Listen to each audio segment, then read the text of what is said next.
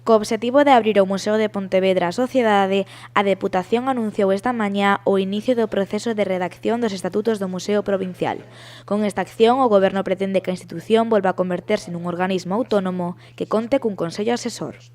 É o paso que abre pé a participación cidadá, pois é abrir, como ben marca a lei, porque nós sempre nos guiamos por a lei e por todo o que mandan a propia legislación, que é abrir un proceso participativo para a elaboración duns estatutos para o Museo de Pontevedra, para que como organismo autónomo pois, conte cuns estatutos propios, adaptados ao século XXI e, sobre todo, e eu creo que é máis importante, adaptados ao que a sociedade quere.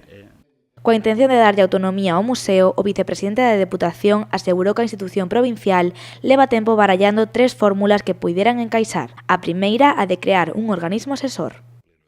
Seguiría sendo unha dependencia de Deputación, pero con algún tipo de organismo asesor no que se incluíra certas persoas alleas para asesorar no funcionamento. Se digamos que sería a fórmula organizativamente máis débil,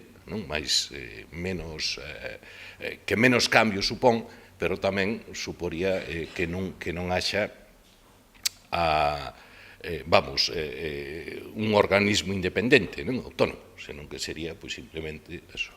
A segunda fórmula que continúa enriba da mesa é a do patronato. E a última, e a que en principio se vai a levar a cabo, é a de converter o Museo de Pontevedra nun organismo autónomo. Que temos toda a garantía de que isto vai poder ir adiante e iniciamos o proceso de redacción dos estatutos. Con esta acción, a Deputación trata de recuperar a autonomía do museo que perdeu no ano 2012. E a última, e a que en principio se vai unha vez visto o tema, e di, mire, é que nun organismo autónomo. Que temos toda a garantía